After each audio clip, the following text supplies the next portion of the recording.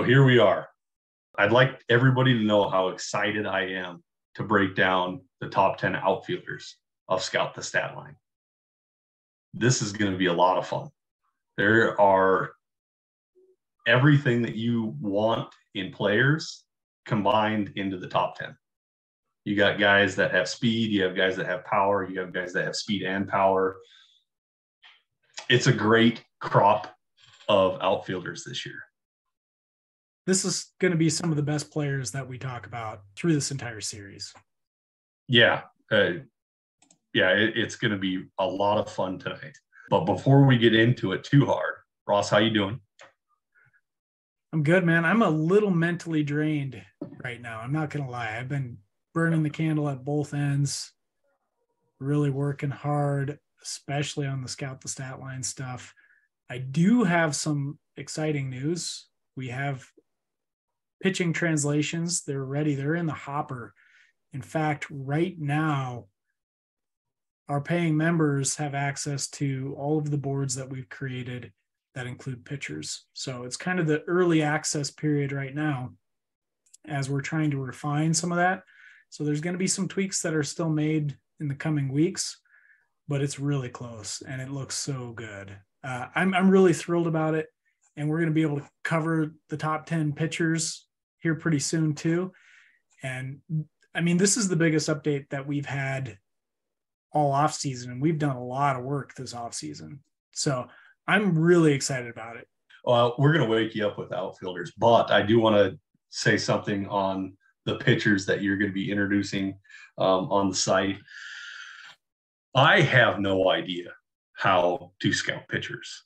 I will be the first one to admit I might as well have a dartboard and I'm just throwing darts. Hey, this guy's got a good walk ratio. Go get him. I don't have any way to do it. I'm awful at it and I need some help. And I think it's going to help a lot with STS. You know, you said something in the Dynasty Guru Discord that I thought was awesome. You said that you struggle sometimes trying to crack the code, and now you found a cheat code, or it's going to be a cheat code. I loved that. That was great. It's definitely going to be a cheat code, guys. Oh, with that, the beer of the pod. Yeah. Tonight. My favorite part of the pod, and it's going to be great tonight. It's going to hit different. Yeah. I got a good one tonight too. One that I drank quite a bit, but this one here is called Dirt Church. Have you ever had some Dirt Church, Ross? I have. Yeah. So Dirt Church is pretty popular up here. I don't know regionally how many people can get it around their areas and stuff like that. But this is out of the Bitterroot Brewing. Bitterroot Brewing is in Hamilton, Montana. I actually didn't know that. But it's described as a juicy, hazy, and hoppy IPA. But I'll give you guys a pour. And I'm debuting a mason jar. Take a look at her. Okay. My turn. So my beers keep getting a little bigger and a little boozier.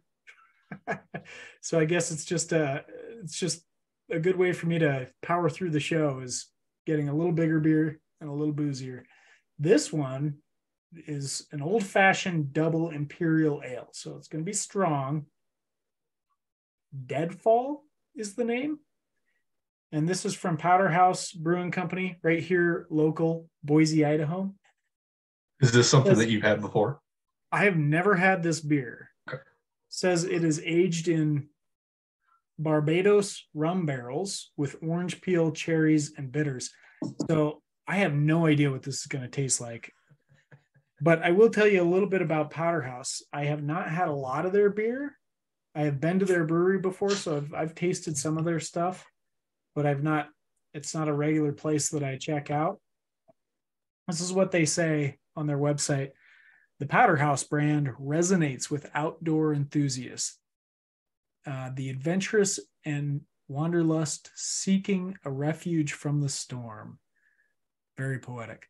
Powderhouse beers pair perfectly with Idaho's thriving outdoor lifestyle.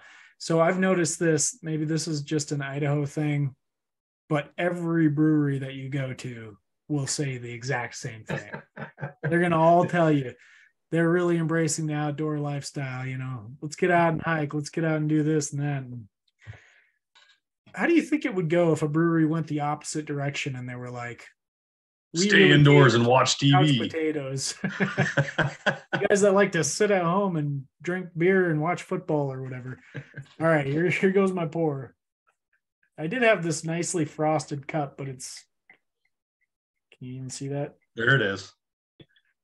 Okay, let's give this a shot. It's pretty good.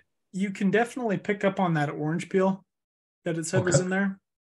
It does have a little bit of a barrel flavor like you might expect from a whiskey barrel-aged beer, but it's not super strong.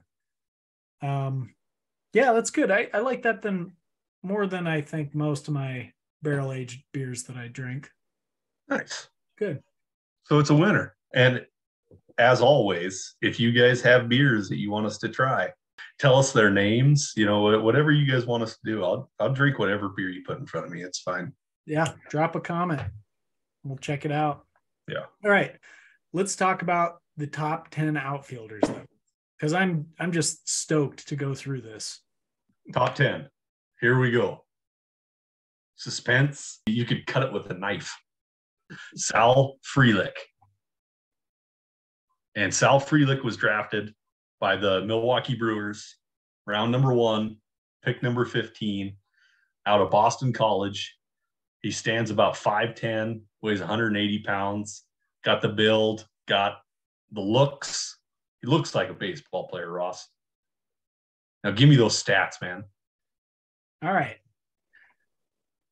Sal Frelick out of Boston College. He was a first-round pick, number 15th overall by the Brewers. They started him out in the low minor leagues, and right from the get-go, the guy was just a hitting machine. So this is a guy coming out of college who had a career 345 batting average, 435 OBP, and a 521 slugging percentage. His rookie year in the minor leagues, he hit 329 with a 414 OBP and a 466 slugging percentage. I think this is pretty consistent with what he showed in college. I think he's showing better than expected plate discipline, but not a lot of power and a pretty good hit tool. And a guy that gets on base, well, he's showing that more than I would have expected. He can steal the occasional bag as well. This year, one other tidbit that was across 3 levels: rookie, single A, and high A. This season, he started out at high A, and he was promoted to double A and eventually finished the year at triple A. And you were right, like on a rocket ship, as you like to say. Throughout the season, the trend is beautiful. It's the kind of thing you want to see. I'll start by highlighting his overall line, and then I'm going to step through it. And there's a reason I want to do it like that. On the season, overall, aggregate, he hit 331 with a 403 OBP and a 480 slugging percentage, 11 home runs, and 24 stolen bases.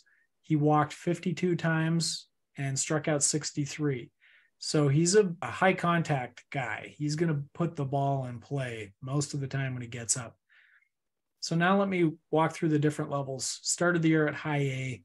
He got 92 plate appearances there, only hit 291. Double A, where most of his plate appearances on the season came from, he hit 317.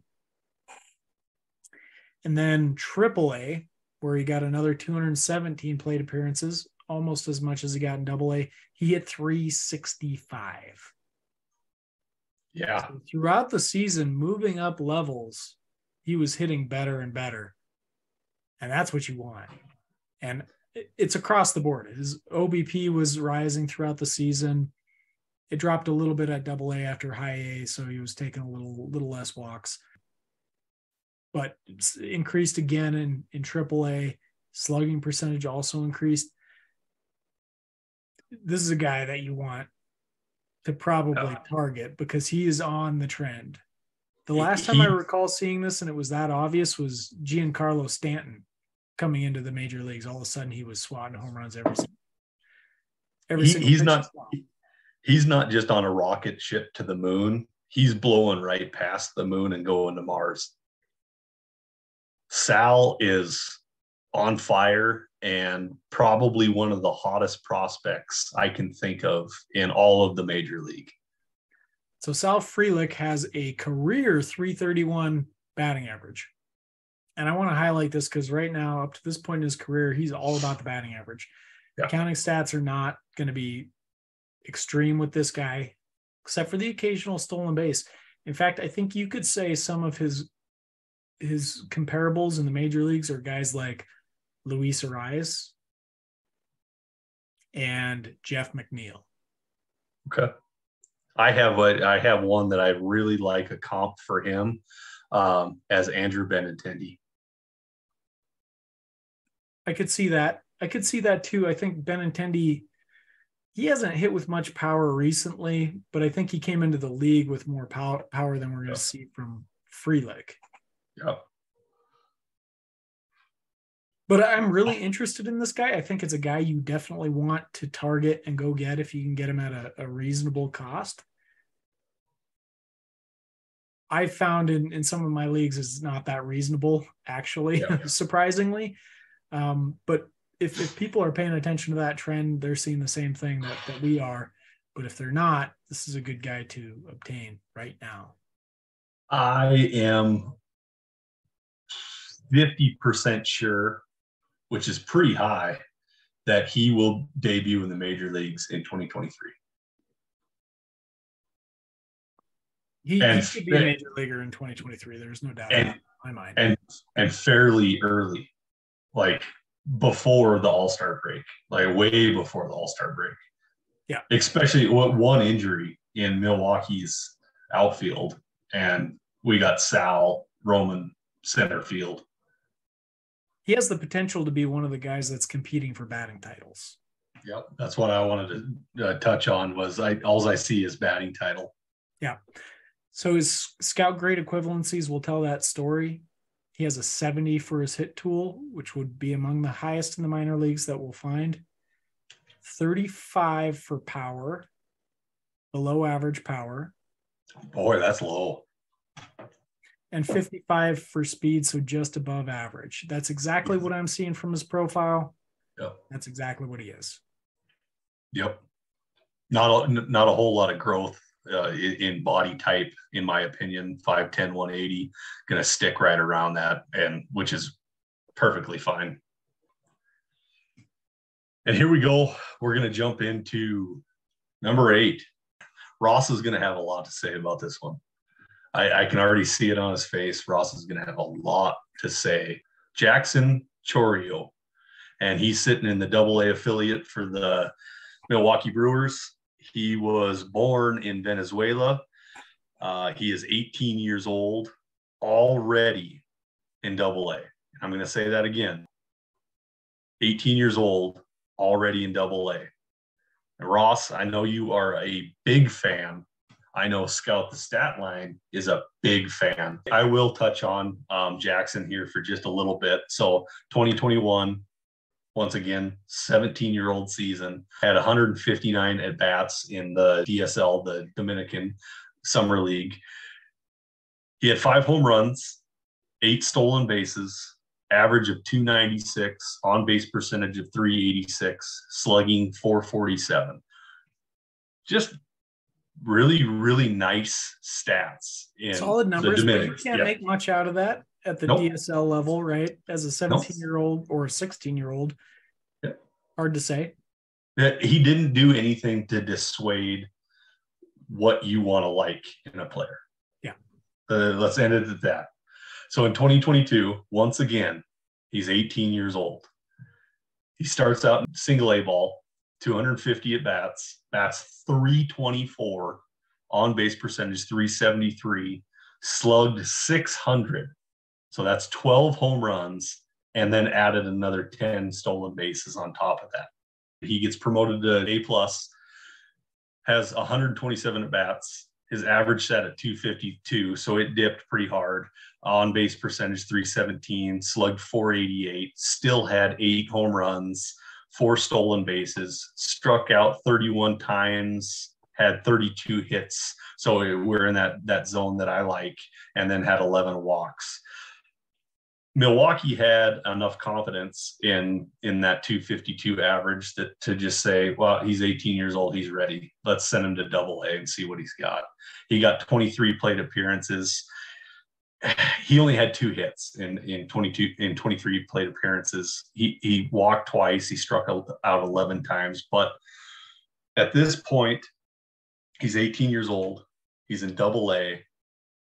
So they think the world of him. He's got the stats before the 23 at bats in Double A. Ross, start gushing, my friend. Okay, I'm going to start by saying this. Here at Scout the Statline, we are age to level truthers. And that's why this guy, in my estimation, is extremely talented and probably even underrated by Scout the Statline that's looking at the averages. Because when I look at his advancement through the minor leagues this year and seeing that as an 18-year-old, he had success at high A, can you think of the last 18-year-olds that accomplished that even played at that level? Juan Soto. Played at it successfully. Juan Soto, Wander Franco, Vladimir Guerrero Jr. I mean, those are the kind of guys that he's in the company with. So we're talking about an incredible talent. Yeah. And it's gotten noticed enough that Baseball America has put him as their number 2 prospect. He's number 2 overall. Apparently he's a defensive whiz, and that's not even, we're not even calculating that into his numbers here. So he can hit with power. And the interesting thing about his 2022 season, because I keep an eye on these guys like a hawk early on in the season. And I was kind of thinking Edwin Arroyo was going to be the 18-year-old to break out ahead of Chourio. Early on in the season, he was putting together pretty solid numbers, but he had no home runs. And then once those home runs started coming, it was like the floodgates opened. And he was just crushing the ball until he got that promotion into high A. So he was really hot in high A when he first got there. He cooled a little bit, and I think he kind of cooled to finish the season out, playing way above his level for his age. I mean, he's facing 26-year-old pitchers with professional experience by the time he's getting into AAA. So really just kind of overmatched at that level, but he held his own, and I think that's pretty special. Now that I've said all of that, and I am a big supporter of Chourio, my personal rankings, I have him as the number 2 outfielder, just to say like how much of a fan I am of this guy. But I want to also now put a bit of a wet towel on top of that. He strikes out quite a bit. He doesn't walk very much. Those are things that I watch very closely. So there is some risk in how that translates to the major league level. He's going to have to learn to be a little more polished with his approach. The reason that I'm not super concerned with that is because of the comparables that I laid out. You know who another one of those guys is Fernando Tatis Jr. And he has a profile that's probably even more similar to Chourio, where he's not a guy that's working counts. He's just smashing the ball. And he's found a lot of success as a pro just smashing the ball, assuming that wasn't like PED driven or something like that. Sure. So let's talk comp. Jackson Chourio. Oh, another reason to love Jackson Chourio. His comp is Dale Murphy. he gets a Hall of Fame comp. I mean, we're going to talk about guys above him that have comps to like Ian Desmond and stuff. So why does he get Dale Murphy? I mean, I don't think our system is that advanced that it's sniffing out Hall of Fame talent, but there's something to say about that. 2-time MVP, led the league in home runs twice. Pretty awesome career. Long career too.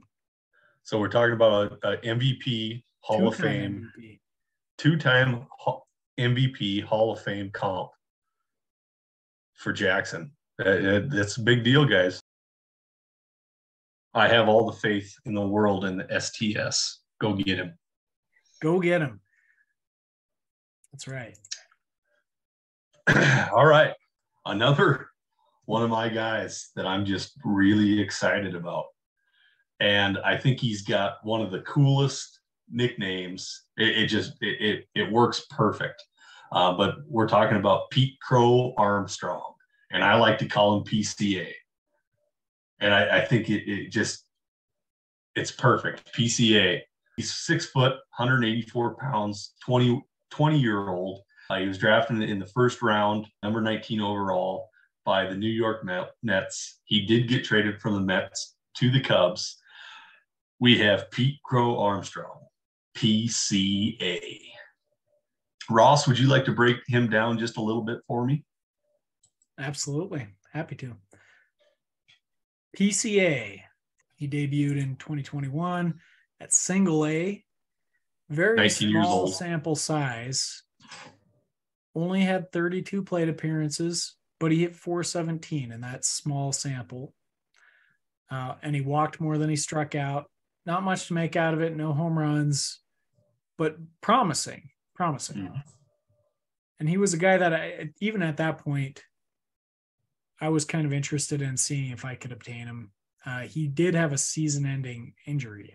That was PCA, right? Yes, it was. Yeah, he had a season-ending injury that really stalled out a really promising start. Yep. Then 2022 rolls around and he starts again back at single A. Of course, that makes sense after only getting those 32 plate appearances. He was hitting 354 through 183 plate appearances before they finally promoted him to high A. And I think he kind of started meeting his match there, still put together a respectable season, 288 plate appearances, hit 287 with a 333 OBP and a 498 slugging percentage, still hit 9 home runs. On the season, he hit 16 home runs with 32 stolen bases. That's pretty notable. Yep. A lot more speed than I would have expected too. And overall, 312 batting average, 376 on base percentage, 520 slugging percentage. He just has a hitter's profile. Yep. He's like a ball player. And, he gets a lot of comps where I think this guy's had a rivalry dating back to like high school with Bobby Barrels, who we previously covered. And I think he was always kind of playing second fiddle to him. But I would say he's the better hitter, at least based on what I can see in front of me right now. I don't think he's got the power of Bobby Barrel, but you're on the right track. But why not? Who hit more home runs this year? Because I love Bobby Barrel. But I don't want to get away from that. I love PCA. And one thing that I want to just touch on real quick, I think, and you mentioned it took him a while to promote him. And I think that was on purpose. The injury concern that he had the season before, I think this was to make sure that he was healthy and sitting in not lower competition, but an equal competition. Let's give him plenty of at-bats, make sure he's good to go, and then get him promoted to high A. And this might be another one of the rocket ships that I always talk about. So PCA gets a comp to David Wright. So I mentioned before that I felt like he was a professional hitter. This guy's just he's a ball player. And I thought the same thing about David Wright. So I think it's a really nice comp too. Scout the Statline has him coming up in 2024. He'd be 22 years old. And if he has a similar career to David Wright, I mean, that's borderline Hall of Fame. I was going to say, without injuries, David Wright is a no doubter Hall of Famer. No doubter. He just couldn't stay healthy, which I hate that coming to PCA just because he's already had the one injury. But that's a great comp. David Wright. We've had a couple good ones in a row. That's how you know we're getting up to the real elites. Yeah. What is your take on PCA? Do you want to go all in on him? Do you want to wait and see the first half of 2023 to see what he does? Because he'll be, I would guess they're going to start him in AA. That would be my take. They're going to start him in AA. Would you go get him now? Would you wait till mid-season to see how he plays in the first half? No, I'm in on him. I'm in on this guy. I have him ranked a little higher than Scout the Statline, actually. I mean, one spot higher. So we're very close, but yeah, I'm a fan, and I think his profile looks really nice to me. My face might turn red a little bit on this one. I might get a little upset. Something happened in our hometown league that I wasn't happy about, but let's talk about the player, and that's Mr. James Wood. He's in the single A affiliate. He's 20 years old for the Washington Nationals. He was drafted by the San Diego Padres in the second round. Huge guy. Huge. He's 6'7", 240, and plays in the outfield. James Wood was also part of the package to acquire Juan Soto and Josh Bell. Ross, would you please dive into a little bit of the stats on James Wood? He had a very good debut, but it was one that I liked the numbers, but I was still a little skeptical because the strikeout rate was pretty high. In 101 plate appearances with the Padres after getting drafted, he hit 372 with a 465 OBP and a 535 slugging percentage. At the rookie level, he added 10 stolen bases. 10 stolen bases. And this is something interesting that I'm gonna beat the drum on a little bit, because this is a big guy, and it's presumed he's got a huge power potential, but he's got sneaky speed. He's got really sneaky speed. Yep. 10 stolen bases out of 10 attempts. I was still in wait and see mode because the strikeout rate was very high. He had a good walk rate, but a very high strikeout rate. This year, promoted to single A, he was hitting 337 with a 453 OBP and a 601 slugging percentage with the Padres before that trade to the Nationals happened. And really addressed the plate discipline concern that I had right off the bat. Most of the season early on, he was walking as much or more than he struck out. And it was only until a little bit later, about the time he got injured, that the strikeouts started adding up a little bit more. So that addressed the biggest concern that I had with his profile. And I was all in, chips all in at that point. Gonna go get him wherever I can, however I can, because this guy seems like he is the next thing. I think, and I'm speculating a little bit, that when he came back from injury, he was still a little hampered by that. Yep. So the rest of the season, his statistics weren't as good. Strikeouts were a little bit higher. Walks weren't quite as high.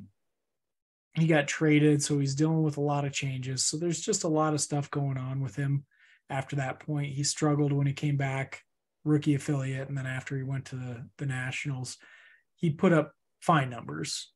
They were fine numbers. You can't complain about those. 293, 366, 463. They just weren't those eye-popping numbers that we saw at the beginning of the season.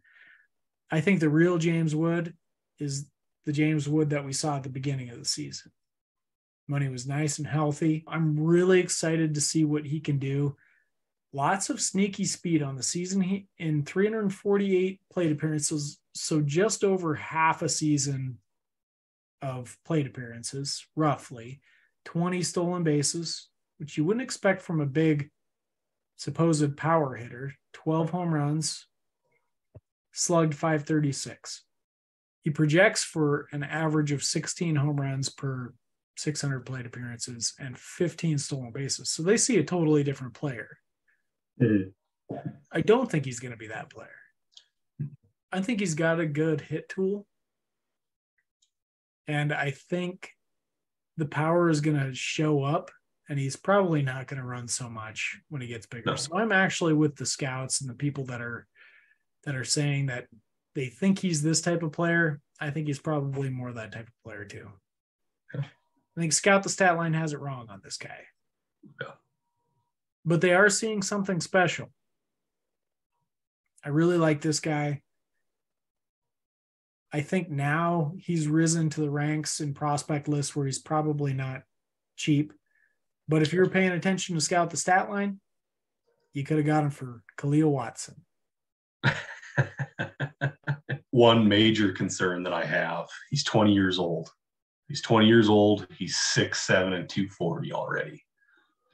Really got to keep an eye on that weight. I don't want to see that fluctuation and stuff, and see him having to really bear down to keep his weight at a reasonable level. That is a big human being, and that is a big human being moving very, very fast. Mm-hmm. I would keep an eye on this one to make sure there's no lingering injury concerns. That's a big human being, man. I had another prospect that I was all in on, and I loved him, and he was huge. His name was Kyle Blanks. Oh. He could never stay healthy. So I want you to be very cautious on the health standpoint. Always some risk. Brian has PTSD. Don't listen to him. All right, jumping into our next one. We have number 5 on Scout the Statline's top 10 outfield list. 24-year-old. He was drafted in the 10th round, number 296 overall out of Florida Southern. Mr. Vaughn Brown. This is somebody that I have watched quite a bit. He does not disappoint in any place, but let's run through it. Mr. Vaughn Brown. So in 2021, when he was drafted, they sent him to the rookie affiliate, which is appropriate. Not an aggressive assignment at all, because he was a 23-year-old already, but let's get his feet wet. He was a 10th rounder. Let's see what he can do. He had 79 at-bats, batted .354, had an on-base percentage of .480, slugged .620, 2 home runs, 8 stolen bases, strikeout 29 times, hit 28 times. Once again, it's rookie ball. It's only 78 at-bats, but obviously the average is there. So let's dive into some meaningful stats. Obviously, they promoted him to single A ball. He had 228 at-bats. He batted .346, an on-base percentage of .427, slugging .636. He hit 14 home runs, had 23 stolen bases. Strikeouts were in a great spot at 67. Walks were at 25.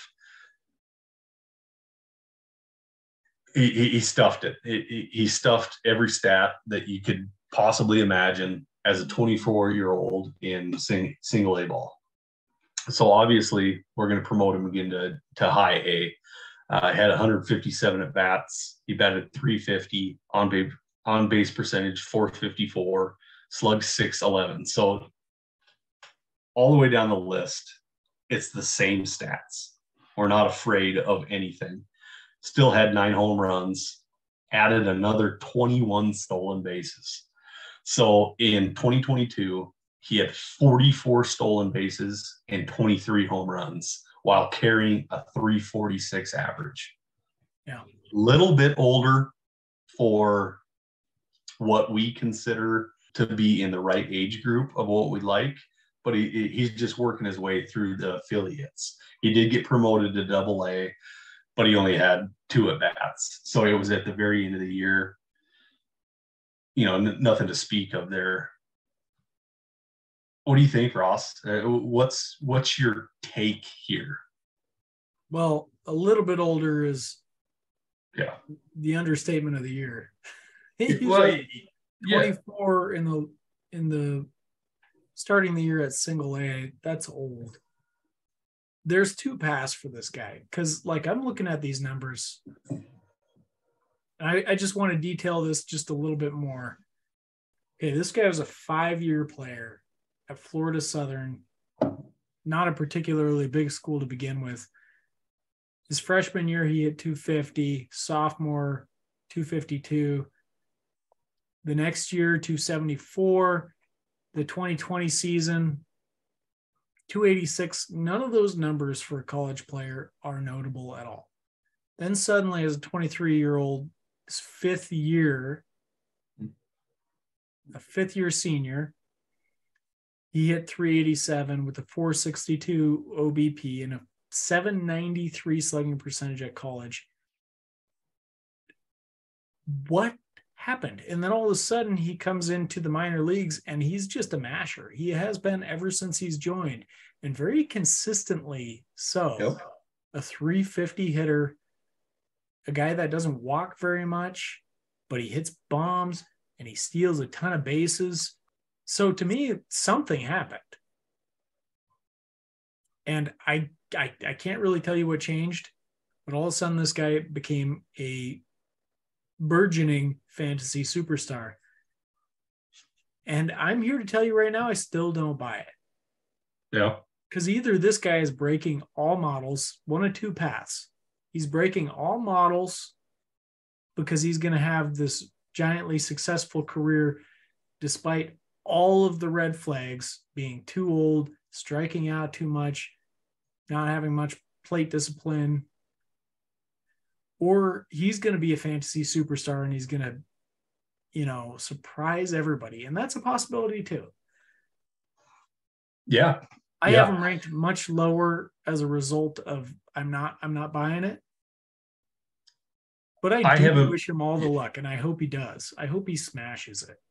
I also have a guy that has Von Brown on your fantasy team when he is wrecking the league, suddenly batting 350 and stealing all these bases that nobody can seem to understand where this guy came from. I really hope that that's the case, because Scout the Statline's pointing this out, but I'm personally I'm not buying it. I cannot think of another comp like this at all, really. And oddly, Scout the Statline for the player comp on Von Brown is Ricky Weeks, who was very different coming out of college. He came out of college superstar with very high expectations. Yeah. This guy's going to be awesome. He failed to live up to those expectations. Actually, if that's what his career is, I'm stoked for Von Brown, because that's a super successful career for a guy that nobody thought was going to be anything. And as I'm looking through it, like it seems plausible to me. Yeah.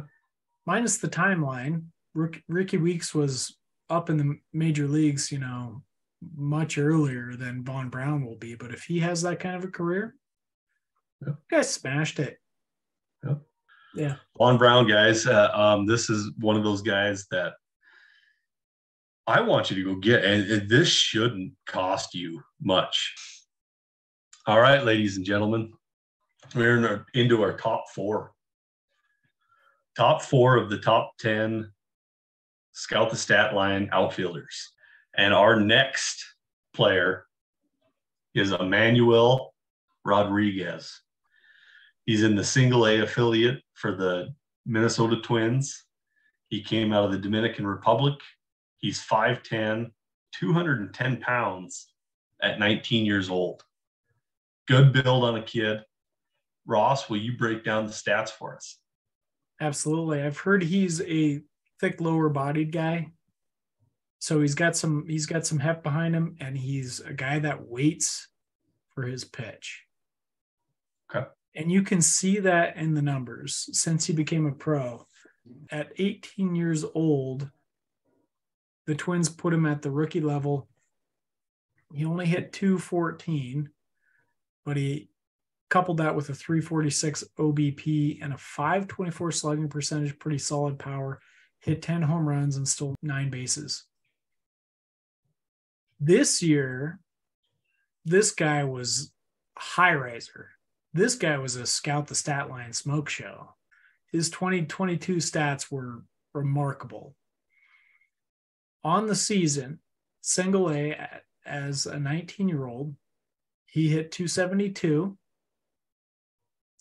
And this was, again, that trend that you like to see was on the way up. It was going the right direction all season long, because it started out he was a lower average guy, 240-ish. And even while he was hitting 240, he was ranking at the top of the Scout the Statline list. So as a 272 hitter, I mean, we're talking about a guy that's really special if he can keep that up. His OBP was 493. With a 272 batting average, he had a 493 OBP. This isn't Barry Bonds. This is Manuel Rodriguez. And his slugging percentage was 552. This is 199 plate appearances, so it's a somewhat small sample. 9 home runs and 11 stolen bases, very similar to what we saw the previous season. He had 57 walks to 52 strikeouts. So he's a guy that waits for his pitch, and he does damage, as much damage as he can once he gets it. So this guy is a Scout the Statline darling. I love this guy.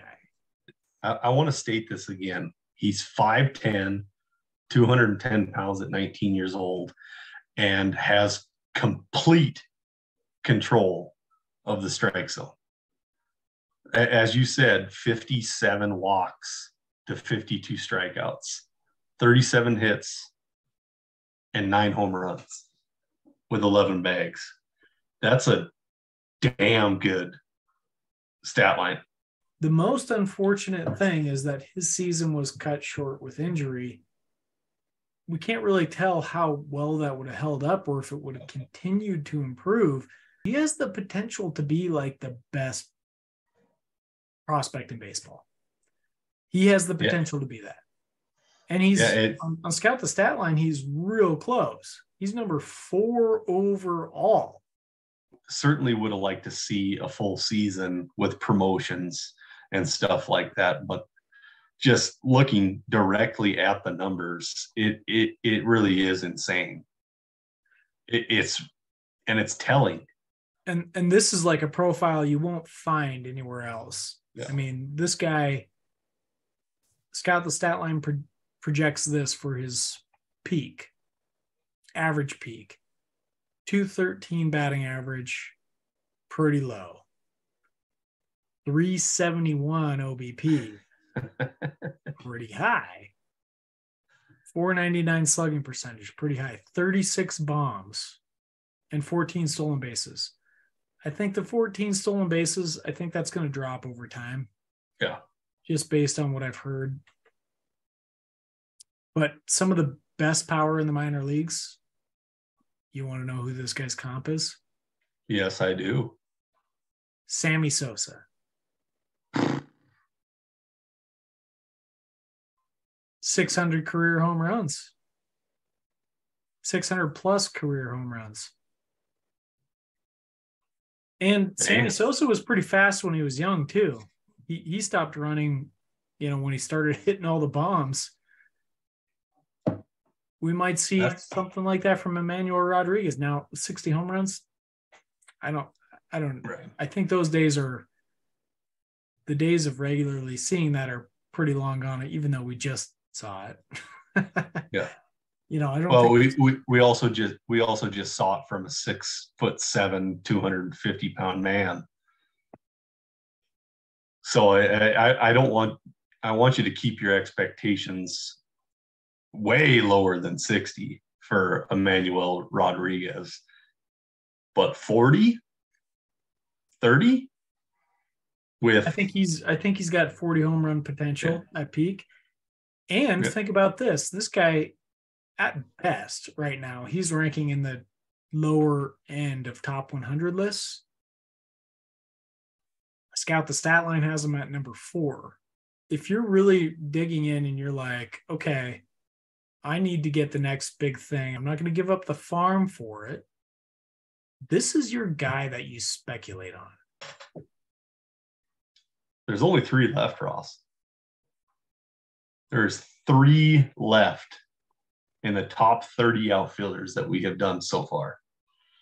And these are the guys. I want to point this out. These are also, starting with Emmanuel Rodriguez, according to Scout the Statline, the 4 best prospects in baseball. Of all positions. Everybody. So we're sitting at number 3 right now. And coming in at number 3 is Mr. Evan Carter. He's with the AA affiliate for the Texas Rangers. He was drafted in round 2, pick number 50 overall out of high school, 20 years old, Evan Carter, 6'4", 190 pounds. One of those players that 2020 put a shell around. And when he came back in 2021, he was placed in single A affiliate for the Rangers, 106 at bats, hit 2 home runs, had 12 stolen bases. His average was 236, 438 on base percentage, slugging 387. So probably a lot of rust to shake off in 2021. But then the good stuff happened. In 2022, he was promoted to A+. He had 376 at bats. His average sat at 287, on base percentage of 388, slugging percentage 476, 11 home runs, 26 stolen bases. Strikeout was in the range of where we like to see it. So he struck out 75 times compared to 108 hits. The world was great with Evan Carter, and then he got promoted to AA for just a little bit of a cup of coffee. Had 21 at bats, batted 429, on base percentage of 536, and slugged 714 with a bomb, 2 stolen bases. Everything in this profile is exactly what we like to look at. It's all there. Ross, take it away, my friend. So 2021, you mentioned that he was shaking off some rust. Yeah. And I'm saying I was on this guy like a fly on shit. I mean, I was all over this guy. I was all over him.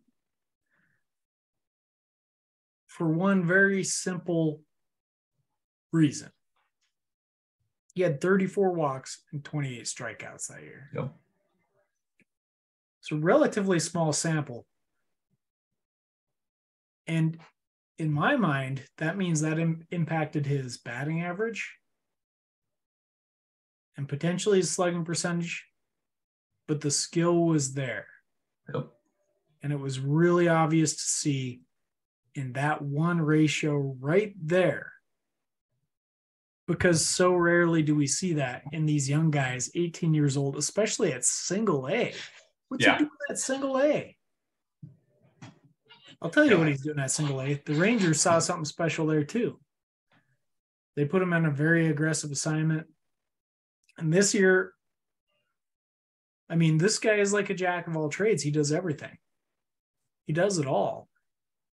He doesn't do anything like particularly remarkably, but he does everything very well. Yeah. I don't know if you summarize his full season stats, but 295 batting average, 397 OBP, 489 slugging percentage. He qualified as a 19-year-old for this season, but he's a little on the older end. As you said, he was drafted in 2020, but he was young for that draft class. So I think this guy has the potential to be pretty special. Yeah. But I don't think he's going to be a guy that is going to be putting up huge eye-popping stats in any particular category. And probably not even OBP, but he's going to always have a solid on-base percentage. He's going to be getting out there. I will say this.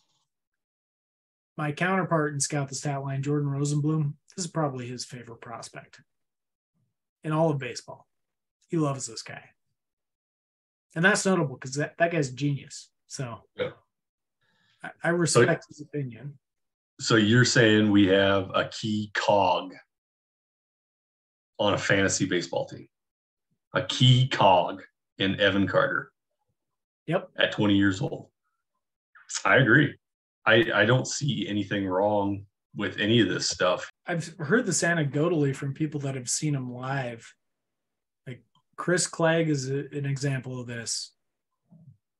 He's gotten a lot of live looks at him. He said consistently he was the best player on the field, and you could just tell. Yeah. So if he was the best player consistently in live looks, and we're seeing it in the data, this guy is damn good. Yeah. He's going to be a talented ball player, I think. Now we're going to jump into number 2. Esteury Ruiz.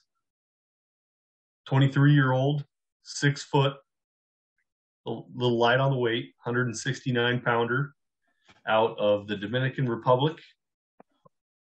Esteury Ruiz, I know you are and have been a big fan before I think anybody else knew who he even was. So I'm going to take a back seat on this one just a little bit because I know how fond of him you are. Please take it away. So it's interesting you say that because I actually think I was a little late to the game on Esteury Ruiz. But at some point you have to come around to guys that are just blowing the doors off. And I think that's what Esteury Ruiz did this year. So forget the rest of his career right now. I just want to walk you through 2022. It's insane. It really is. And I'm excited for Ross to start speaking on this because I don't think I've ever seen this profile as far as strikeouts, walks, the speed, and then a little bit of power. Ross, please give everybody exactly what I'm talking about. All right. So he started out at AA, 23-year-old Esteury Ruiz. In 232 plate appearances, he was overmatching the level. He hit 344 with a 474 OBP and a 611 slugging percentage. Almost as many walks as strikeouts. He was promoted to AAA, where prior to his trade, he hit 315 with a 457 OBP and a 478 slugging percentage. Power came down just a hair, but I'm not even touching on the best part of his profile, which is his stolen bases. So at AA, he stole 37 bases. And then at AAA, again, with the Padres prior to the trade, he stole an additional 23. He got promoted into the major leagues, so he missed some time in the minor leagues. Then he got traded.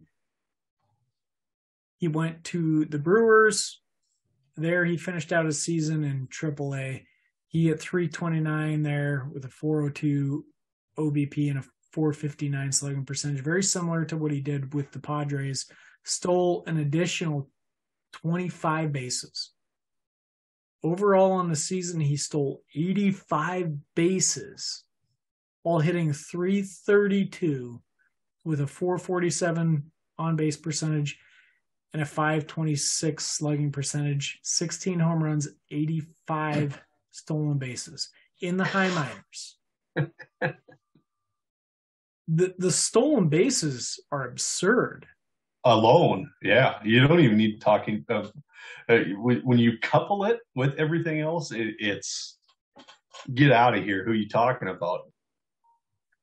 I haven't seen anything like that since Delino DeShields Jr. stole 101 bases and hit 12 home runs. It's a lot. And Delino DeShields Jr. at that point was in the low minors, and he hit 287. Asterio Ruiz is hitting 330, stealing 85 bases, hitting 16 home runs. It's really promising. Okay, so now that I've said that, I need to touch on the red flags because there are some. Yep. The primary one is his track record, which is fairly poor. He's always had a lot of speed, stolen a lot of bases, potential there, and decent power too, but nowhere in his career has he ever hit anywhere close to 332 like he did this year. So you have to wonder if there's a real adjustment there or if it was just luck. I tend to think that there was a real adjustment. Yeah. Because he did it consistently across levels, across teams. The guy was a hitter. Can he do it at the major league level like he did at AAA and AA? That remains to be seen. I'd be willing to take a chance on it, but I'm not going to be giving up something certain for something unknown. He gets a comp to Deion Sanders. Oh, jeez. He's a great NFL player and an okay major leaguer too. He's fast, that's for sure. But his bat was a little shaky, and I think that's the concern we're highlighting with Asterio Ruiz. That's a really good comp. I think it's really good too. Just massively athletic freak. Yeah. Here it is, guys.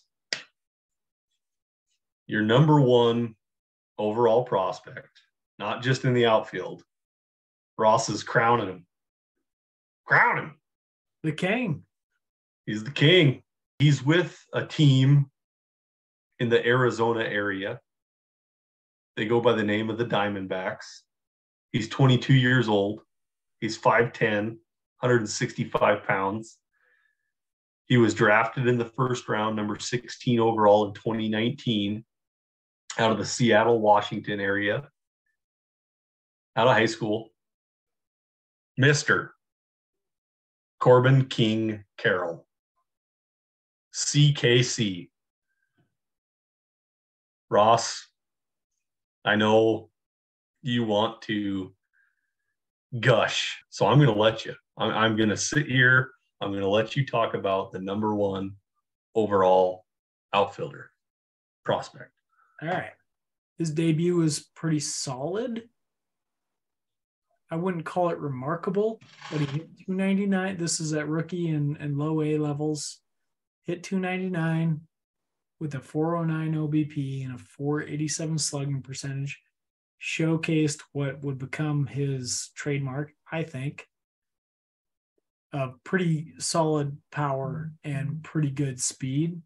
18 stolen bases, only 2 home runs, but hit a lot of doubles and triples to make up for that when he was 18. 2021, started in high A, and right off the bat, this guy was just crushing the ball. So as the guy that is behind the updates with Scout the Statline, I could see that this guy was potentially the number one prospect already based on what Scout the Statline was showing me in his small samples. I was like, a few more at-bats and this guy's number one. Then he got injured. He was gone the entire season, so we didn't really get to see how he validated that. But the small sample in 2021 was pretty remarkable. But 2022 came around and he validated all of that stuff through the high minors. This is a guy that doesn't even have 200 plate appearances to his name yet. In AA, he hit 313 with a 430 OBP and a 643 slugging percentage. He was promoted to AAA, where he hit 287 with a 408 OBP and a 535 slugging percentage as a 21-year-old. Got a cup of coffee in the major leagues. Again, coming into the season, this guy didn't even have 200 plate appearances, to his credit. But he did exactly what he showed that he could do before that. Pretty good power and a ton of speed. Hit 24 home runs and he stole 31 bases on the season. This guy is the best prospect in baseball. He's got power. He's got speed. He hits for average. He gets on base. I don't want to get too big with my comparisons here, but it reminds me a little bit of Mike Trout. A little bit of Mike Trout. Shades of Mike Trout. He's going to have to thicken up like Mike Trout did to have the same kind of trajectory where he moves into being more of a power hitting middle of the order bat rather than like the leadoff guy that Mike Trout was when he first started. Will you tell us the comp that we have on STS and then give us the rundown of projected stats and stuff like that, please? Yep. His comp is Hanley Ramirez, who coming up, Hanley Ramirez was a extremely well-regarded prospect as well. Yep. Had some really, really good early career success. He won a batting title when he was 25 years old.